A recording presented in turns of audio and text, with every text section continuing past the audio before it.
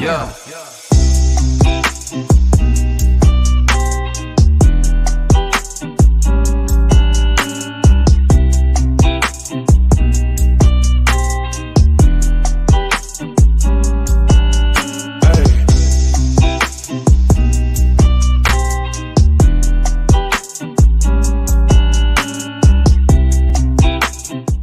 What is up, everybody? Welcome to another episode of Scotty Talks NBA.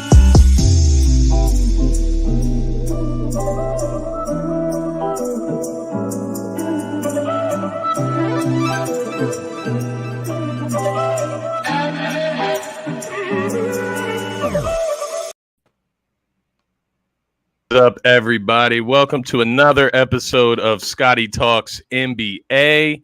Today we are here live. As you can see, it's been my first live show in a while. I've been going pre-recorded lately, but we got a lot of playoff action going on, so I definitely wanted to get out here, get the viewers involved, and get the comments flowing this morning. But as you can see, I'm with two great guests, my partners from DSM. You guys already should know them, but if you don't, make sure you're following Jason Vorhees at Mustang3651. Welcome to the show, Jason. And CAHTAHHAHT, my man. You can follow CAHTAHHAHT at CAHTAHHAHT79. Make sure you follow him on Twitter, TikTok, wherever you go on social media. Same with Jason. He's always bringing the hot takes. But welcome to the show, fellas. How you doing this morning? Oh, I'm doing great. Thanks for having me, Scotty. Yeah, we up 2-0. What else Awesome. is there like? Life is good, right? Best basketball show in the biz here, folks. If you haven't, obviously you're here now. But Scotty does a tremendous job. And Scotty, not only do you do a tremendous job on all your, material, you're a world-class guy. You really are. You're one of the nicest people on Twitter, and you're always, thankful to that, and that means a lot. So Definitely. And thank you for that, Jason. It's definitely a pleasure to have you here this morning. I know this is the first time I've had you on Scotty Talks NBA, so exciting times. What we're going to get into, obviously, we're going to talk a little bit about last night's action. We're not going to get too deep into that. We're going to talk mostly Sixers and Raptors here this morning, but I'll give you a quick overview of what took place last night, get into a few of the other series, check on where everything's at with those. And I just want to get you guys' predictions for each series just to see where you're at and where I'm reflecting where I'm at. Before we get started, a little bit of housekeeping. If you're not following DSM Media, make sure you follow DSM Media on Twitter, Instagram, TikTok, Facebook, and, of course, YouTube. Make sure you're subscribed. But you can find us on Twitter at DSM_media, on Instagram at DSM.DoSomethingMajor, and on TikTok at DSM Media. And then, of course, on Facebook, you just type in DSM Media. You'll see the logo. Click on it, follow. And we got our content coming out on all social media platforms, but we do have exclusive content coming to the YouTube channel. Make sure you head over there, subscribe. That's the most important place for us to grow right now. So you can help us out by heading over there, subscribing, commenting on the videos. We'll get you involved. But, guys, enough housekeeping. Let's get into the actual action of the NBA. So last night, we had the Heat take on the Atlanta Hawks. So Heat take the 2-0 lead. Obviously, Jimmy Butler went supernova last night against the Atlanta Hawks. 45 points, 5 rebounds, 5 assists, 15 for 25 from the field, 4 for 7 from 3. So a nice, efficient shooting night from Jimmy Butler. And, the Hawks, man, they can't do me any favors. I wanted them to give, the Heat a tough matchup, give them a series, and maybe they still will. They're heading back to Atlanta now, so we'll see how it plays out there. But, man, it seems like Miami's got control of this one. And, after last postseason, I was really holding out hope that maybe Atlanta could give them, a really tough series, maybe take them to 6 or 7 games. How are you guys feeling about this matchup at all? What were you viewing it as before going in? I mean, Jimmy Butler is that dude. I mean, it's that simple. They should have never gotten rid of the guy, but that's in the past. But Jimmy Butler just shows up in playoffs. He's just good. Just flat out a stud in the playoffs. He sucks in the regular season, but playoffs come 45. He's cold-blooded, man. Yeah. Yeah, I'm kind of with CAHTAHHAHT. I mean, honestly, I didn't really see. I wanted obviously the Hawks to give the Heat a matchup, but I believe the Heat are starting to really show, for anybody that's out there doubting that they were for real last year, that they are a team.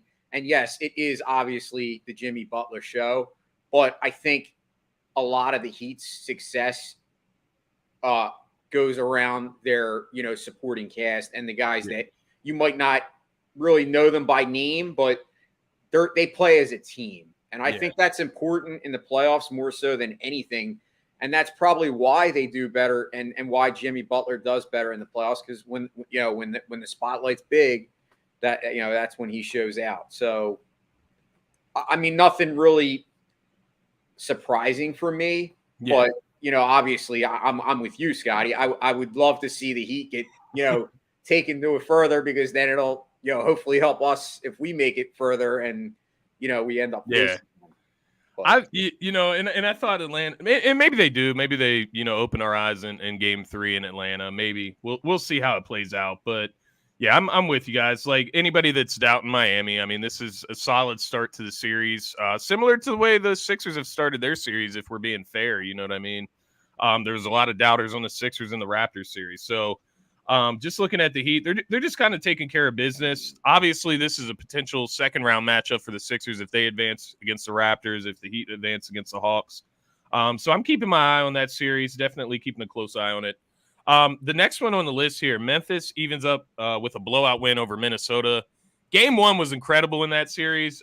Game 2, not so much. Memphis kind of took it back, took control of the series.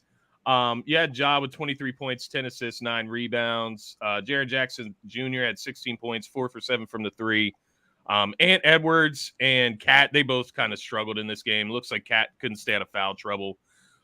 Looks like, Memphis is taking back control of this series. I'm just kind of curious where you guys think this series will end up. Do you think 6, 7 games, 5 games? What do you think about this Memphis Minnesota series? I'll toss it to you first this time, Jason.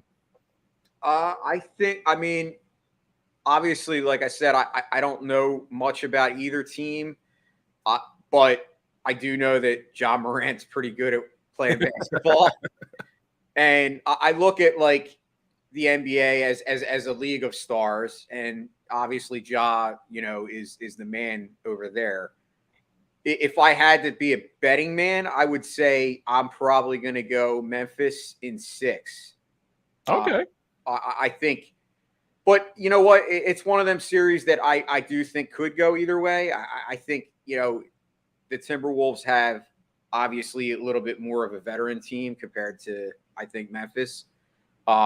Cat, he struggled, but I think he's a guy that has shown he's able to, dominate and come back, as far as, having a good game after a bad game. So I think this series could go either way. I'm going to go with Memphis just because I love young guys, so I'm a Ja guy. Yeah, and I got, just for point of reference, I got Memphis in 7. I think it's going to still be a tough series. Minnesota stealing 1 at the beginning. I thought that was big for them. But what about you, CAHTAHHAHT? How do you feel? Yeah, I think Memphis in 6 or 7 as well. I just think they're better than Timberwolves. Yeah, I think it's kind of that simple in a sense. And I think that kind of showed last night. Although I thought, Ant Edwards in the first game, he really showed me something. Maybe if he gets hot down the stretch, they can really drag this thing out. But it does just seem like Memphis is a better team right now. And Memphis was very good in the regular season, as we know. And Ja's still getting re-implemented there. He missed some time towards the end of the season. So that may be what happened in game 1. Looking at the Pelicans and Suns series. So this one was the interesting one from last night. Not just because the Pelicans won, because I to be frank with you, I had the Suns in 4. I thought they were going to sweep the Pelicans. And quite honestly, if Devin Booker doesn't go out in the third quarter last night, I think they win that game too. So you had the Pelicans evening up the series with the Suns. Brandon Ingram, I mean, we've talked about this through hell and back in Philly, it feels like, as far as comparing him and Ben Simmons. And it doesn't look like a conversation right now with what Brandon Ingram is doing. You talk about last night, 37 points, 11 rebounds, 9 assists, 13 for 21 from the field, 3 for 3 from the three-point line. And I mean, guys, I didn't watch this whole game. I won't lie to you. I saw it was close at halftime. I turned it on. down the stretch, Brandon Ingram was going shot for shot with whoever wanted it on Phoenix. Like he was just draining everything towards the end of the game. He was hitting 3-pointers. He was hitting like fadeaway contested mid-range jump shots. Like the dude was doing it. Then you throw in CJ McCollum with this group. He had 23 points, 8 rebounds, 9 assists, 7 for 18 from the field, 6 for 10 from 3. Meanwhile, D-Book, like I said, he was cooking last night. 31 points, 12 for 19 from the field, 7 for 11 from the 3-point line before he went out in the third with a hamstring injury. And then CP3, 17 points, 14 assists. Like I said, D-Book going down in that game. It can change the series. It's a hamstring. We know what that looks like with James Harden, how that's affected him. And we know that it can last a very long time. It can linger. Kata, I'll throw it to you first. Takeaways. What does this mean if Devin Booker is out? Can New Orleans win this series in your eyes? I think they can, as long as Brandon Ingram is consistent. If he's playing That's like been that. like the biggest drawback of Brandon Ingram his whole career. Yeah, he'll go out and give you 40 one night, but the next night he'll give you 10 and you'll lose. So I don't think the Pelicans are there yet. I still think the Suns are an overall better team. I think the Suns probably win in 5 or 6. Fair enough. What about you, Jason? How do you feel about that? Yeah, I think it all depends on the injury. I think if Booker is out, I think most definitely. I mean, Carter just pretty much hit on the nose. Like, it's consistency that you're looking for from Brandon Ingram. But, like, I think, like you said, he was going shot for shot last night.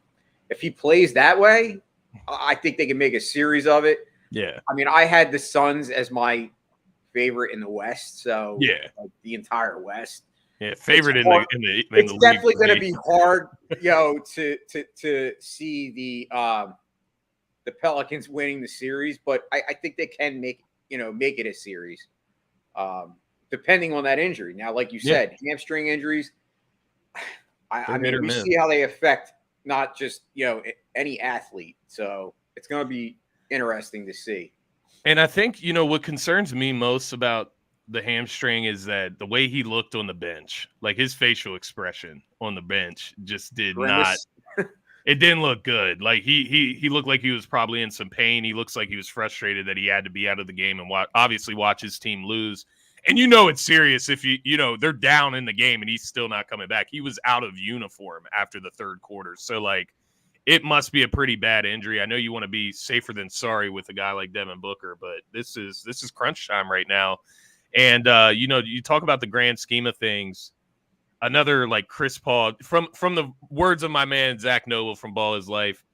Another Chris Paul what if moment if Devin Booker is out this postseason, because they looked like clearly the best team in the NBA. We got Brad, Bud chiming in, Heat beating the Sixers.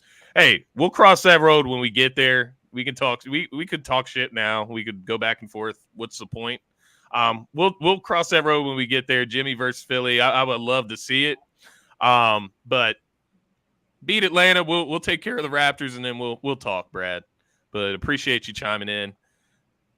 We got BI is KD light in the nicest way possible. That's a very modest compliment, Chile. I'll say that. He needs to show a little bit more consistency, but he does have a bag similar to KD. I will say that. Just looking at the rest of the series. So we got your predictions for the Suns, the Memphis, and the Heat. As far as the Nets and Celtics, they square off tonight. That's probably, in my opinion, the best series in the entire NBA so far in the first round. Boston's obviously up 1-0. I actually have Boston in 7 in this series. I think it can go either way. Don't get me wrong. I'm curious what you guys' thoughts on this series, just as far as who's going to win it. I know it's a neck and neck race, but I'll toss it to you first, Jason. I mean, I watched the game on Sunday, and that was actually an amazing game. Like, I thought, obviously Brooklyn had it, at the end of the game, and I thought they had it, and then obviously the Celtics win on that last shot. I agree with you. I think it's the best series in the opening. Like, it could go either way. Yeah. It's a hard pick for me. I mean, I think going into the series, I definitely had the Celtics because I thought the Celtics, to me, down the stretch, were one of the best teams in the NBA, if not the best. But But the Nets, obviously, with Kevin Durant, you can't ever count them out. I'm going to say Boston's still going to win it, and I'm going to say in 7. But I think it's going to be a seesaw type series where I think the Nets could win tonight, and then it could be back and forth. Back and forth. Yeah, I mean, especially after watching Game 1. Yeah, had it been a different Game 1, outcome, had Brooklyn won, I could be saying that even Brooklyn could be winning the series. I think always important to win that first game because obviously you have the upper hand. I always say that the games that are pivotal are usually Game 3, which we'll get to that with the Sixers tonight. Why it's so important to win, but that's where I'm at. I got you. What about you, Carter? How are you feeling? For me, I can't go against KD and Kyrie. I think they're going to win the series in 7. I just think, Kyrie and KD, when they are on, they are the best players in the NBA. Yeah. And no disrespect to Tatum and Brown, but if Kyrie and KD are on, they may win the championship if they're on. Yeah. KD just has to join the party. Yeah. Yeah. He's got to join the party. And don't get me wrong, KD wasn't terrible against them in Game 1, but he just was not KD, right? It didn't look normal. And I was asking a couple Nets fans that I know, did they think that he's kind of injured or unhealthy right now? Because he just wasn't moving around the way that he usually does. But maybe that's just the juice he gets whenever he plays the Sixers. I don't know. It looks like he's a totally different animal whenever he plays Philly. But I just wanted to comment on Brad Budd's comment here. Let me guess, all 3 of you have the Sixers winning it all. Brad, I welcome you to tune into the show regularly. We're not the Sixers optimists of the world. We know that the Sixers could lose in the second round. We know what the Sixers can do and the faults that they have. I won't speak for my guests here, but I definitely have talked around the moon with you guys about the Sixers, just via group chats, whatever the case may be. And I think everybody here has a good understanding that while the Sixers have some of the best talent in the league, there's other teams that are still in the playoffs right now that are in good positions that can very well win it. The Bucks, I would say, are the favorite in the East. I guess I would ask you, Brad, do you think the Heat are going to win the East? Is that how you're feeling? Or are you just riding that wave? Or is that truly how you feel? Because I truly think the Bucks are the best team in the East. They're the most complete. They're the defending champions. I think the Phoenix Suns with Devin Booker, they're the best team in the league when healthy, obviously. But I'd love to hear what you got, Brad. But yeah, moving on to the next series. So Carter's got Brooklyn in 7. Jason's got Boston in 7. I got Boston in 7. I definitely think, it could go back and forth, like you said, Jason, where one team wins one, the next team wins the other. Okay, Brad chiming in. So he agrees. All right. I feel you, Brad. So we're on the same page. That's fair enough. But yeah, I'm with you guys on that. It's going to be neck and neck. Bulls and Bucks. That one got close down to the wire in Game 1. I actually have the Bucks in 5 in that one. I don't know how you guys are feeling as far as how long that series will go. I'll toss it to you first, Carter. Yeah, Bucks in 5. Pretty easy. Gotcha. Yeah, the Bulls can't beat anybody good. No. That's my problem. There's so much talent, but they just can't do it. What about you, Jason? I got the Bucks in 4. I got a clean sweep. And that's not a knock on the Bulls. They're just a young team. They're not ready yet. Not ready. They don't have. I don't think they have the top tier talent either to be able to win a series or even a game against who I arguably think is the best team in the league. I have the Bucks being the best team in the league. Fair enough. Even better than the Suns, in my opinion. Fair enough. Now, listen, like I said, does that mean that the Sixers can't win? No. That it's just, listen, we're talking, like you said, we're talking apples to oranges. We're talking be realistic. I just think that, to me, I look at them as the defending champs. So until somebody takes them out, they're going to be the best in my mind. That's how I always look at it. It's just how I look at it, even in baseball. Obviously, now I don't think the Braves are necessarily the best team in baseball, but I think until somebody takes them out, they're going to be right there. That's fair enough. And I just wanted to comment on Chili's comment there. DeMar does look flustered, and, he's kind of cooled off since his little MVP stretch there. And I think that is ultimately why, I could even see it. I could see them getting swept even because if they were going to steal one, I think game one would have been that game. But maybe they'll make me eat my words there. Next series that I wanted to talk about, the Dallas Mavericks and the Utah Jazz, because it looks like the Jazz are going to blow this. You talk about the Dallas Mavericks that are playing without Luka Doncic right now. They played without him in game 2. Villanova's very own Jalen Brunson drops 41 on the Utah Jazz. This conversation about Rudy Gobert heats up again, about him not being able to defend the perimeter, him not being an offensive contributor at all. So things are looking down for the Jazz. I picked the Jazz in 6 because of Luka's injury, but I'm not so sure right now. I'm wondering how you guys are feeling about this series, and I will throw it to you first there, Jason. I mean, it's hard to bet. I don't know. Like, I know, injury aside, I just think it's one of those series, just like the Boston-Brooklyn series for me, that could go either way. That's fair. I'm going to go with the Mavericks. I think they're going to upset it wouldn't be an upset, right? Well, technically, Luka should be back game 3, but I think he has like a calf strain. I think that's what's bothering him. So is he going to be 100%? The Jazz should be the favorites, in my opinion. They're fully healthy. They have Gobert. They have their stars. They should be the favorites, but they're not playing like it. What are your thoughts, CAHTAHHAHT? So I hate Rudy Gobert. So Gobert. I hope the Mavericks win the series, just because I want to see Jalen Brunson continue to play well, because Jalen Brunson should have been a Sixer. I feel that. But yeah, I hate Rudy Gobert, so I hope they lose. Yeah, and I think this is it, man. They've been somewhat figured out, and then on the other side of things, in the other sense, they're just not good enough. Like, the core that they have is not it, and it's something that we had to kind of have a revelation about in Philly. Like, Ben Simmons and Joel Embiid ain't it, right? Like, obviously Ben forced us into that situation in a sense, but we also had the revelation after that Atlanta series that maybe this isn't working out, and I think this is the same thing that's going to happen with the Jazz here. Whether they lose to, them the first round, the Mavericks, or you lose in the second round, you're not getting to the Western Conference Finals. So what is your goal with this unit? You know what I mean? You got to try something new at some point, and that's just where I'm at with the Jazz right now. So I do have them at 6, but my goodness, they could very well lose this series the way they've looked in games 1 and 2. Jordan Ware checking in. What's up? Thanks for checking in, Jordan. Happy to have you here.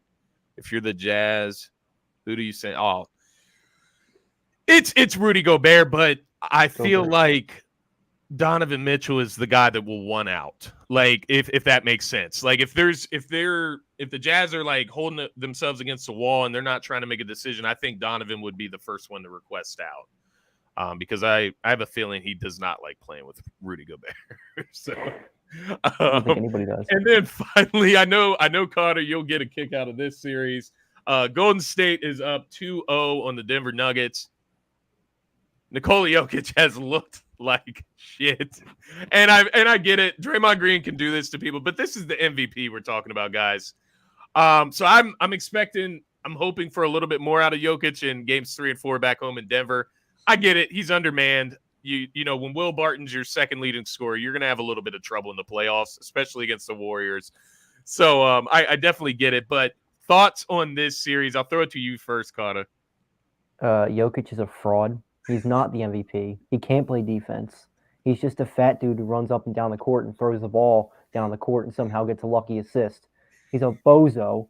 He can't play against anybody who's not a bum. So I think they're going to lose that series pretty easily. I don't even know who they're playing, but the other team's going to win 5. Golden State. Golden State's winning 5. Steph Curry's good. It's funny, yeah. The Jokic hate runs deep in Philly right now because they hate on Embiid all the time. So they hate on Embiid so hard, and it's the similar stuff. But we've seen what Embiid's doing so far. Jordan chiming in with the MVP. -46 for Jokic through 2 games, guys. That's ridiculous. Jason, what are your thoughts, man? How long do you think this series goes? I mean, I love Kata's rants.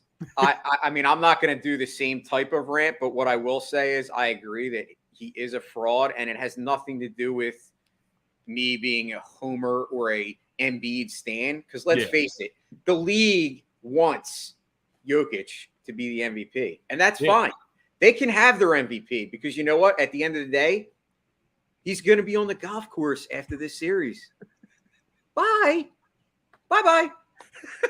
That's all I got. It's hilarious, man, because, you know, I was just watching that clip, and I'm sure everybody that's watching here, I'm sure you guys saw the clip of Draymond just bodying up Jokic, and it looks sad, man. It looks sad. Draymond's like, what, 6'8", 6'7", maybe? Like, and Jokic is a 7-foot, 300-pound man, like, and he can't back down Draymond. Like, it's wild. And with all due respect to Draymond Green, because he is one of the best defenders in the NBA, but he's not doing that to Embiid, bro. Like, no. I would be embarrassed if he did that to Embiid in a game. If Embiid looked like that against Draymond, I would be embarrassed. So we'll kind of let that series at that. I originally had the Golden State Warriors in 6. They might sweep these guys. I'm not lying to you. Jokic looked gassed in game 1. He's out of shape. He's too fat. And it's funny, man. He's got to get that same criticism that Embiid got when he was going through the ringer about some of his conditioning and the way he was eating, the way he was treating his body. Looks like Jokic needs a little bit of that routine, lose some weight, get a little fit there. But maybe that's the next step for Jokic. He's getting bodied by Draymond Green. It's just wild, when I look at it from, obviously in hindsight now, if the Nuggets end up getting swept or whatever the case may be, this guy's a back-to-back MVP. You know what I mean? Like, that doesn't make sense. Like, it doesn't add up to me. Back-to-back MVP, Nikola Jokic. It's just not there for me, guys. I would rather them give it to Giannis, if I'm being completely honest. Yeah. Like, at least he plays defense. He plays both ways. He's one of the guys that I think can go toe-to-toe with Joel Embiid. So, I don't know, man. But let's talk some Sixers. Let's get on some positive notes and talk about what we really want to talk about here. Get the little graphic going.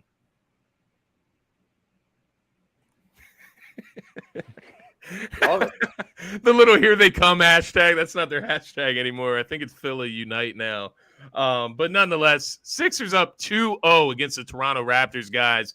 And I don't know about you, the way they've won the first 2 games has me feeling very confident, but I'm not comfortable because we are headed back to Toronto tonight, and we know things can change. Like, there's been a lot of, bitching and moaning from Nick Nurse, from the Raptors, from fans about the way the games are being officiated and whatnot. And there's part of me that thinks once they go back to Toronto, the tide will change a little bit. Not that the calls were wrong that they were getting in Philly. I just think we may see the whistle favor Toronto a little bit more heavier in Toronto. I think they may be able to do what they're trying to do. And so the Sixers are going to have to adjust. But we'll get to game 3 and predictions, expectations. Games 1 and 2. I just want to go through a couple stat lines with you guys, and then I'm just going to ask you a little bit of questions on your thoughts about how the Sixers have played so far. So game 1, we had the 131-111 win. Obviously, they blew them out by 20. Maxey had 38 points in that game. Obviously, looked electric. Tobias has been great. He had 26 in that one. Embiid kind of just did what he needed to do in that game. Defended, got rebounds, really hustled his ass off. Paul Reed, a +4 in game 1. Sixers won rebound battle, 39-36. Sixers won the 3-point battle, 16 3-pointers to 12 of Toronto's. And I just had 3 turnovers in that game for the Sixers. We moved to game 2, a little bit closer. Toronto comes out with a nice punch at the beginning. They end up falling behind by the midway through the third. 112-97 victory for Philly. Embiid leads the way with 31 points, 11 rebounds. Maxey, 23 points, 9 rebounds, 8 assists. Was approaching triple-double territory, which I don't think was talked about much. Toby with 20 and 10 in that game. Harden, 14, 6 and 6. Paul Reed was a +8 in that game. You had 14 turnovers this time for Philly, so they actually had more turnovers than Toronto in that game. Toronto only had 9. They did win the rebounding battle 41-35, and they won the 3-point battle 14-11. And then I also have it marked down that Danny Green's been very good in game 2. He was all right in game 1. He just wasn't hitting his shot, but he was still looking a little bit more spry. His legs look fresh. what have you guys liked from the Sixers so far through 2 games? What are the positives that you're seeing? I'll toss it to you first, Jason, and then we'll go CAHTAHHAT second there.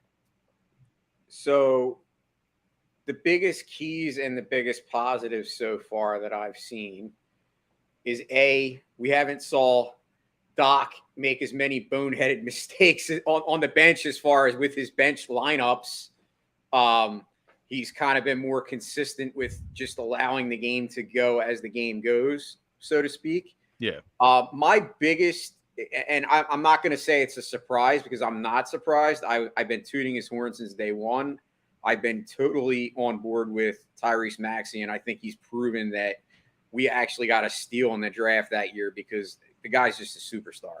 Yeah. And the biggest thing that I can see, though, that I don't know that I don't want to say that not enough people are talking about it, but maybe it's not being hammered home enough, is what influence James Harden has had on this team, not looking at just the stats. Because I think a lot of people, especially Sixers fans, are maybe concerned about, well, James Harden's not scoring 20-some points a game, whatever. He's not getting 10 rebounds a game. And listen, that's true. Like, his game is not where maybe we expect it to be as far as on the stat sheet.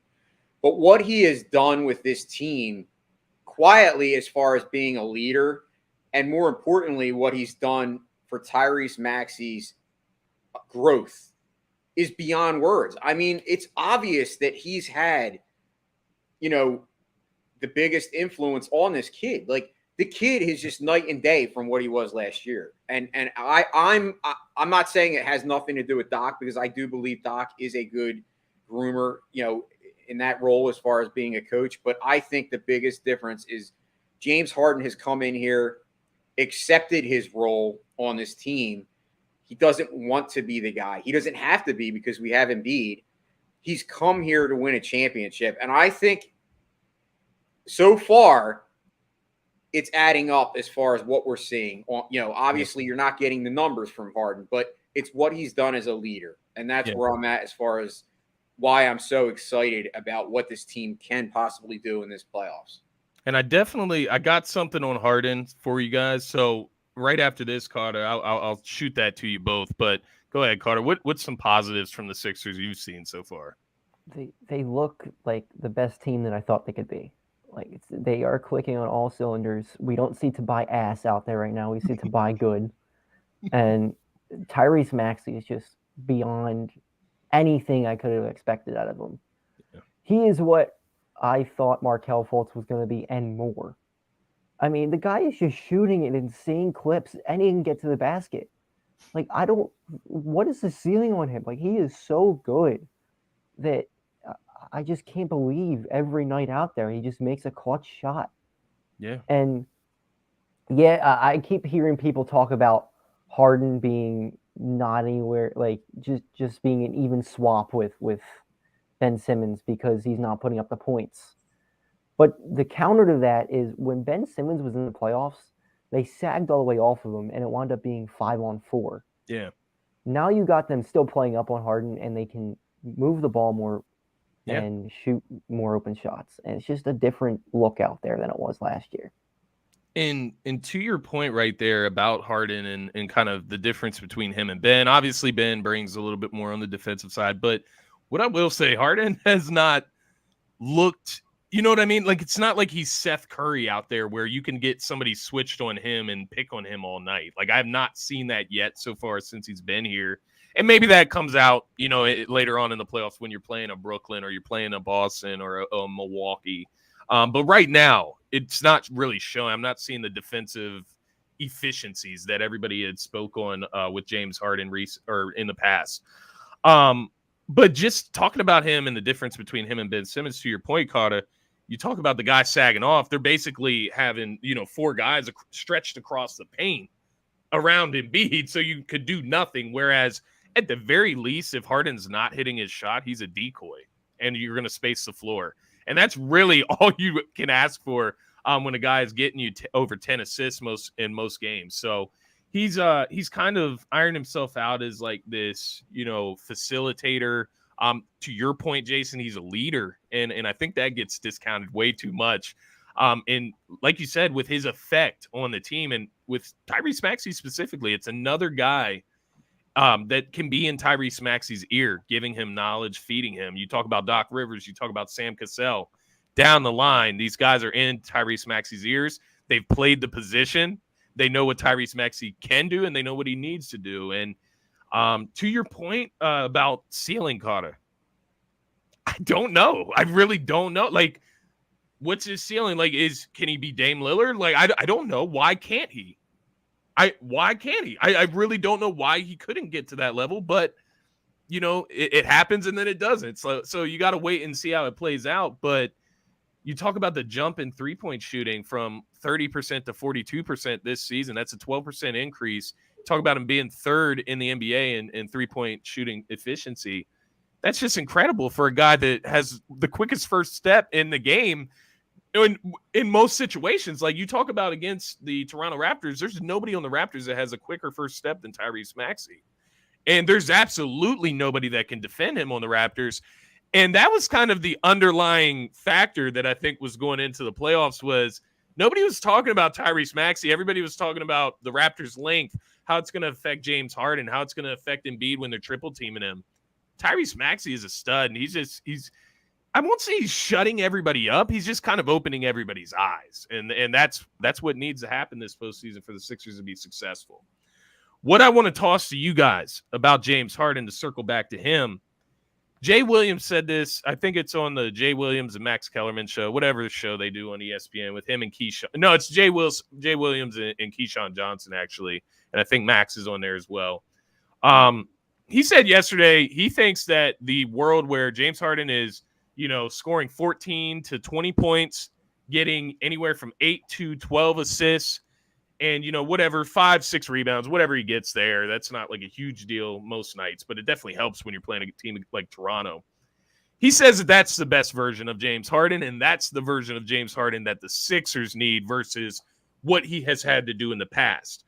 I'm wondering you guys' thoughts on that as far as, does James Harden need to be that 30-point per guy? Like, does he need to do that at all? Or is it just about him facilitating and getting guys involved? I'll throw it to you first, Carter. Yeah, I would agree with that, actually. I mean, when James Harden isn't ball hogging all the time and getting others involved and the way they're running the floor right now, he's being a point guard right now, and that's what they need. They don't need – I know others are like, oh, they just need scoring. They just need scoring. No, you have Joel Embiid for that. You have Tyrese Maxey for that. You need the facilitator that James Harden is right now, and he's not selfish, and when he needs to take a shot, he will. Yeah. That's the difference between him and Ben, is when there needs to be a shot taken, he'll take it. And I love this version of James Harden right now. It's been great.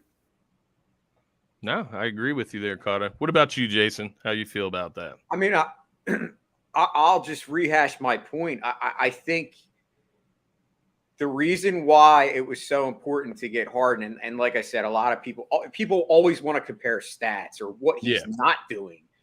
But like, to me, it's not what he's not doing. It's about what he has done. And you kind of mentioned it, both of you, about, yes, although Harden is not necessarily being a threat of the score, he's still a decoy because teams know that he's capable of it. And the point of the matter is if for some reason other teams start to say, well, Tyrese Maxey is more dangerous than James Harden, we're going to focus all our attention on Tyrese Maxey. Yeah. There might come a game where James Harden has to do it, but we know that he is capable of it. Yeah. But he doesn't have to do it on this team right now because, as we said, we have Embiid, we have Maxey. So I think there's always the threat that James can do it, but he doesn't have to. And that is just wavelengths ahead of where I think the old James Harden was a guy that, yes, had to carry his teams. Yeah. He doesn't have to do that. And I'm glad he doesn't, because I don't want a guy that has to do 35 every game when you already have that guy. We have Embiid. We don't need both of them to score 35 if we have Embiid scoring and Maxey doing it, and Harden is just putting up exactly what you said, 14 points and 10 rebounds, I'll take that every day of the week if it gets us a W. Because at the end of the day, the result is what's more important than the numbers. So, I think it's 100% spot on. And I'll take it like every day of the week. If we win a championship, at the end of the day, nobody's going to be saying, well, James Harden didn't get 30 points in that series. Right. Like, who the hell cares, right? Exactly. And his haters will go away if he gets to a championship. So if that's the key to it, I'm sure he's down to do it. And the one last thing I wanted to say about Harden, just in this segment, the effort is there as well. And that was like the most important thing for me. Like you look at the last game, obviously he wasn't even needed to really score at all in that game. Like we were able to do it. Tyrese Maxey caught fire. Tobias was playing well. Embiid had like 19, 20 points in the first quarter. So Harden had 14 at the half. I don't think he had to take too many shots in the second half. I think he still finished with that. But the effort is still there outside of scoring. And that's what I was kind of getting at there. You saw in the one possession where I think it was either he or somebody else turned the ball over. The Toronto Raptors throw it. He's right back on defense, gets the steal, and takes it right in for a layup. So that type of awareness, that type of attention, and that type of energy is exactly what the Sixers need. And it's infectious when you see a 32-year-old James Harden, sacrificing his body in the lane with three people. Now, the one thing I will say, when he ran into Embiid in the back of his leg and like twisted Embiid's ankle, that shit was stupid. I don't know what he was doing there. That was like just really dumb. But most of the time, James Harden is making all the right decisions. And I guess another thing about James Harden, while we're celebrating him here, the passes are magnificent. The passes into the post specifically, because we've seen guys cannot do that on the Sixers. Tyrese Maxey, Tobias Harris, they have a hard time getting the ball into the post to Embiid sometimes. You see James Harden, he lobbed one up to Tobias Harris. It's like Tobias didn't know what to do with it in reality, but it was a perfect pass, and I love to see it. We focus on the positives. Concerns, guys. Is there any concerns throughout the first two games as the series drags on?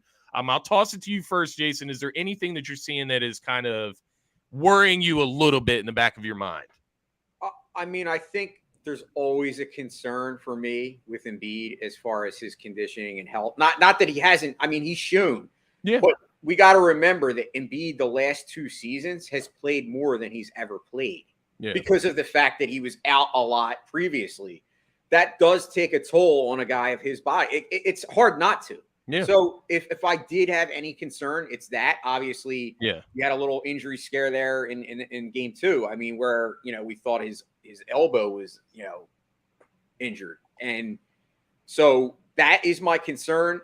My concern, as far as a whole team, is still on Doc Rivers. But listen, like I said, maybe Doc Rivers can shut us all up if he continues to press the right buttons as opposed to having, too many combinations of bench guys that aren't working, or, 4 bench guys with 1 star. Like, listen, let's just go as the games go. We see how Nick Nurse is kind of had this mentality where they know they can't stop Embiid. So basically that's why they're fouling. Yeah. And if we know that, and we know that it's going to continue. So I guess my whole thing is that the key for me for the Sixers is to stay composed. Don't lose your composure, because that could actually, I like that. The team could come apart quickly if that happens. If they kind of lose focus on, and start fighting back, or, taking dumb, penalties themselves, that could cause a problem. So you saw that early in game 2 where it's kind of like, OG Anunoby, he obviously pushed Joel Embiid, and like, don't get me wrong, like the technical foul there for Joel Embiid, it's cool in that sense. Like, that's fine. You got to defend yourself. You're not going to come out here and get punked by the Raptors. You're going to play physical as well. We don't need to do it again now. You know what I mean? Like, we don't need to. We did it in game 2. We don't need to get another technical foul in game 3. Like you said, stay composed. What about you, CAHTAHHAHT? Any concerns that are kind of lingering there after the first 2 games? I mean, I'm more concerned about something that we can't control, and that's fouls getting called. If they don't get their fouls called, I'm worried.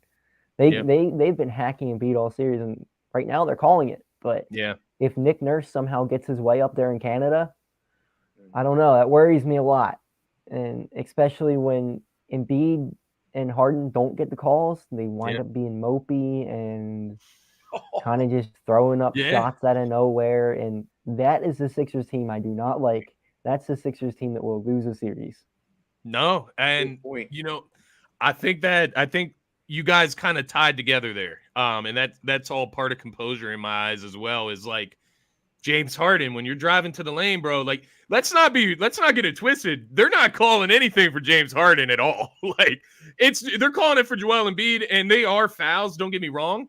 But James Harden is getting raped going to the rack, and he's not getting the calls. And that just is what it is. He's been doing this for so long.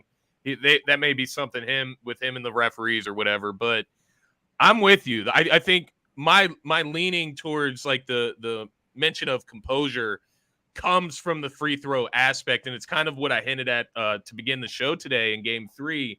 Is like, Nick Nurse has done all this bitching and moaning. Eventually, there's going to be calls that look like they are going Toronto's way, whereas they may have been just a toss up, but they go Toronto's way this time, and that's what worries me, is not that that's going to happen, because that's going to happen in Toronto. They're going to switch up. The NBA does not want the Sixers to sweep the Toronto Raptors in the first round. That's not good for the NBA. So they would love for Toronto to steal 1 or 2 back in Toronto, I'm sure. And this game is not going to be officiated the way that we would like it to be. So it's not my worry that that's going to happen. That's going to happen for sure. My worry is, how do the Sixers handle that? Like you said, CAHTAHHAHT, like you said, Jason, composure. If you get fouled and they don't call it 3 times in a row, are you going to get a technical? Are you going to blow up at the ref? Are you going to get frustrated? We can't do that. At this point, in my eyes, we're up 2-0. We have the control. Keep composure. If they're going to call fouls against you, it is what it is. Like, you're still in control here. There's no need to lose your head. You know that you're the better team. Go out there and outperform them. And that's my concern as well, guys. I'll be honest. And just, I guess the other part of my concern would be just kind of the little comebacks that the Raptors have made in games 1 and 2. It's like they just creep back. They get it to like 11 or 12, and then somebody hits a big shot. What happens when that shot's not hit? What happens when, Toronto's down, 11 or 13 points in this past game in Game 2, and Fred VanVleet misses 3 open shots off offensive rebounds. He missed 3 consecutive 3-pointers wide open off offensive rebounds. What happens in Toronto when they hit those 3 shots and they get it down to 3-point lead for the Sixers? Do they crumble? Does that composure go away? That's where my concern comes from, and we've seen just little hints of it. Whereas if that's the Miami Heat, they're coming back. Right? Like, if that's the Milwaukee Bucks, they're back in the game, and they probably won the game if you're giving up that lead and you're giving up that focus. So they got to make sure when they head to Toronto tonight, they're locked in. They got to have their minds right.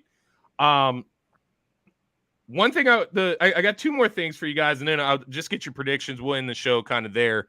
The first thing is Doc Rivers. I know you guys have kind of hinted at Doc Rivers. We don't have to go on like some victory tour for Doc Rivers right now. He's only up 2-0. He can still blow this lead. But what are you feeling so far with what he's done with the lineups, timeouts, adjustments, different things like that? Any thoughts, if any, on Doc Rivers? And I'll throw it to you first, Jason. Yeah, I mean, I'm probably one of his biggest critics, so I'm going to sit here, publicly and say when he does well, I'm gonna call it out. I think he's actually overall done a very good job in this series. Let's say, yeah. I real quick, I think this is why I kept preaching later in the season when we started to have struggles. I kept preaching the fact that sometimes it's good for teams to go through that adversity, and it's how you handle adversity and come back from it. And I think that's a sign of, I can look at that with Doc Rivers as, like, a lot of people were, bashing him. A lot of people were saying, why is he so stubborn with his lineups? And I think sometimes you do got to take a look in the mirror. And I think maybe it's possible that he did that. And I'm not saying that he's not going to make mistakes in Game 3. I mean, even tonight he can make a mistake. But I think overall he's shown me so far that he's capable of handling this team and this roster. And I'm happy so far with what I've seen. What about you, CAHTAHHAHT? The one thing in the series that I thought the Raptors had an advantage of was the coaching. Right now, Doc Rivers is out-coaching Nick Nurse. I never thought that would have happened. Now, there's still time left. There's still time for Doc Rivers to blow this. I still don't trust Doc Rivers worth a damn.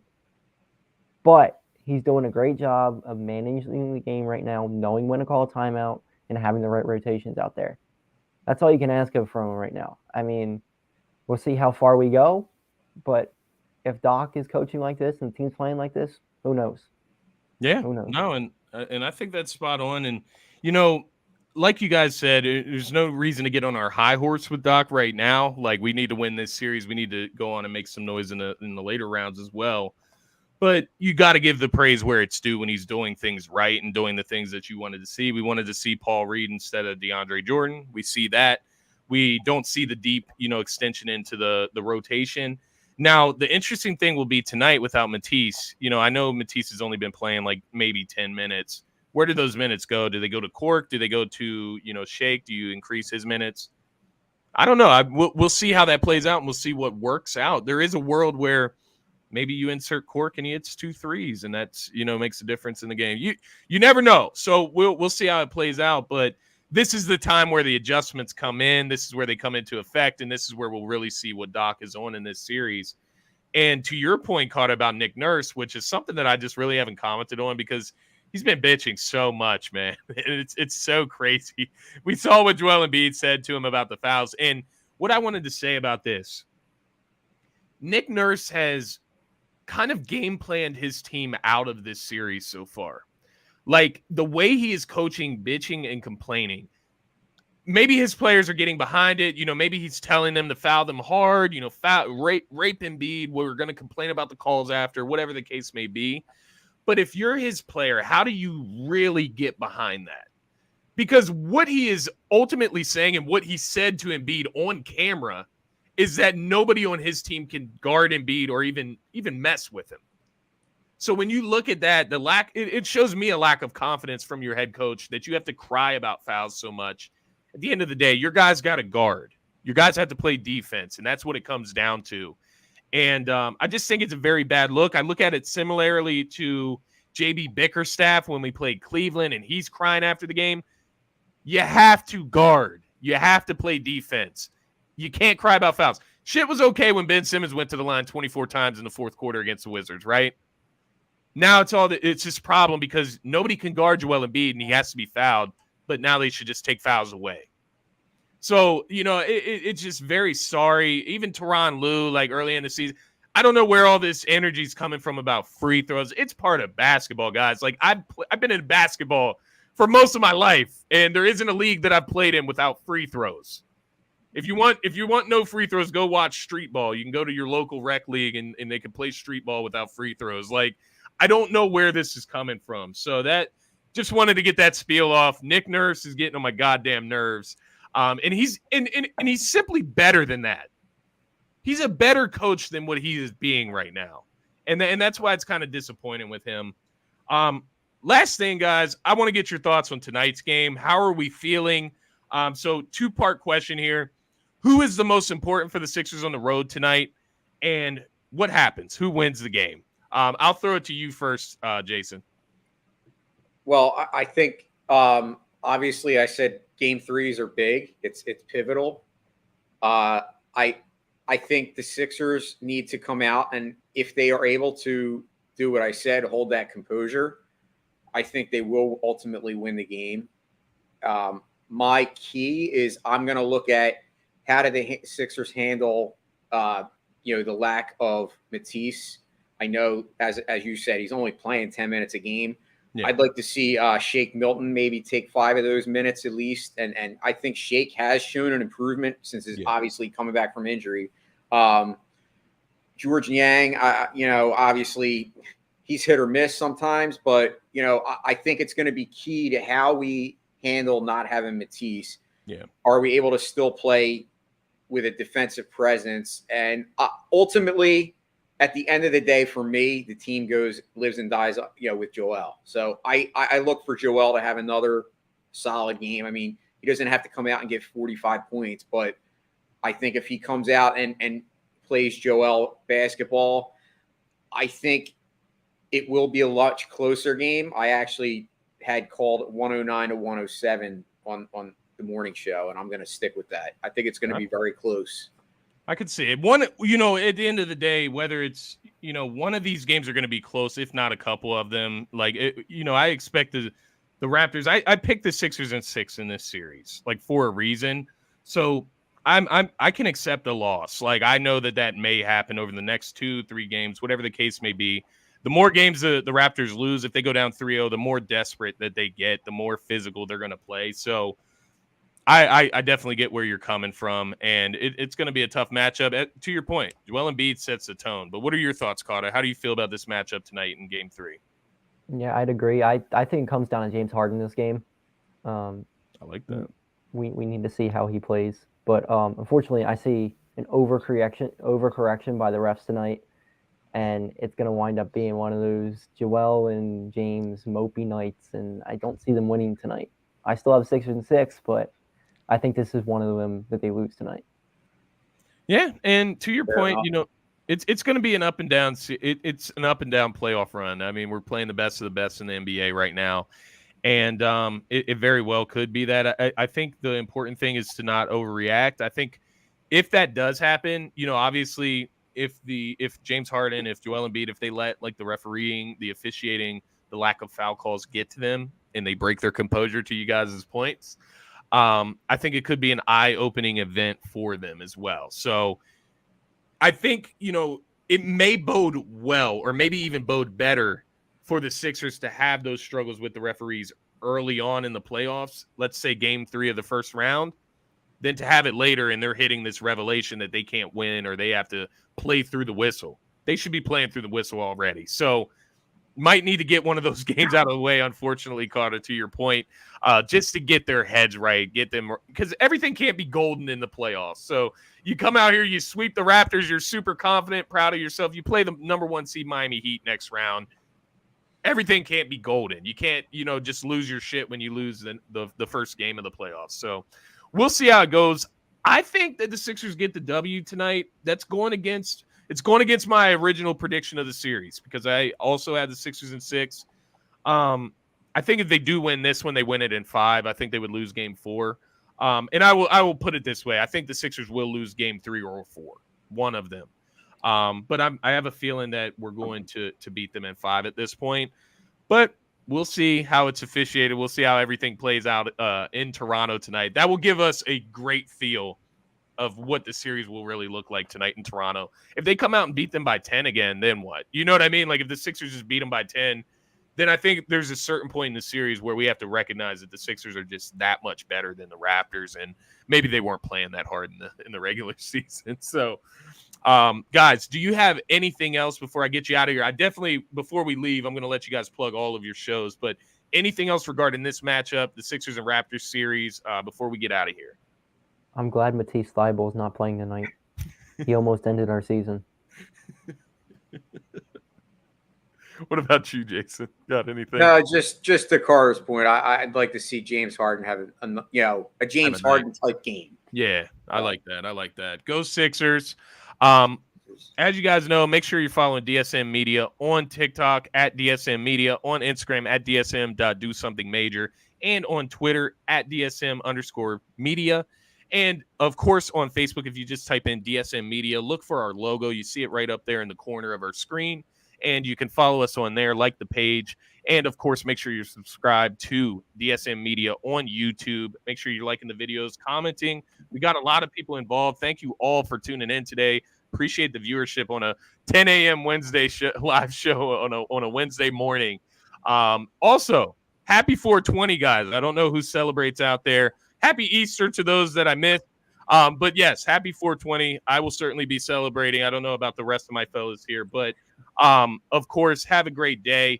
Guys, before I let you go, Jason, where can we find you? What days of the week are you on shows? And what do you got going on, my man? Okay, so I got a lot going on, actually, just like yourself, Scotty. We both work full time and have a bunch of shows. So no, but thank you, Scotty, for first of all having me on here, and Carter, it was great. I think we had a great discussion. Very excited to have my debut on this show. Other shows, obviously, you can find. First of all, you can find me at Mustang3651 on Twitter. You can also follow me on Facebook. I have, YouTube page. I only have like 3 followers on that one. My personal YouTube.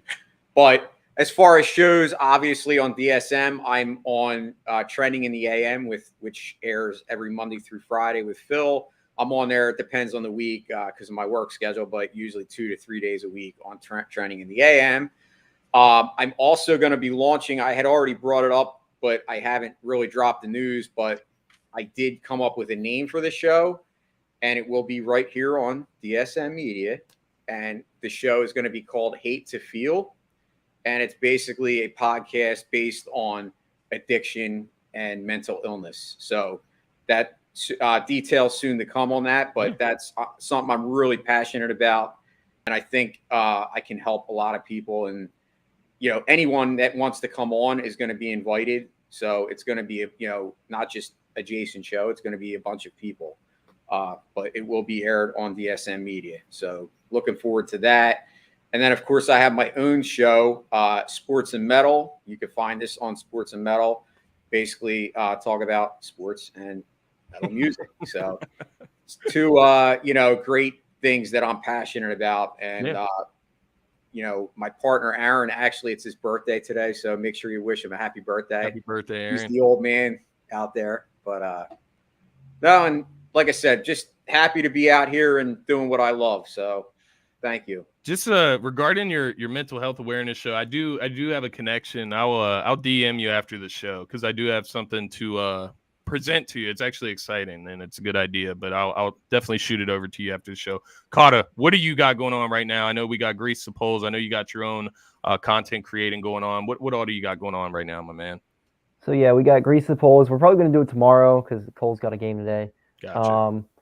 But I'm pretty much going to be going on all the DSM shows, guest hosting, kind of thing like that. I like to kind of take the back seat and just, rant about things where I don't have to host. So that's the fun part. And I'll definitely be doing a huge draft show next weekend for the NFL draft. So I'll definitely DM you going as to well. tune into that. Yeah. Are you coming? Yeah, definitely. Yeah. I'll DM you. But so that's going to be fun. And obviously I'm going to be making TikToks, so you guys know where to find me on there. But yes, it's going to be fun. Love being part of the DSM fam and being on Scotty's show. Appreciate it.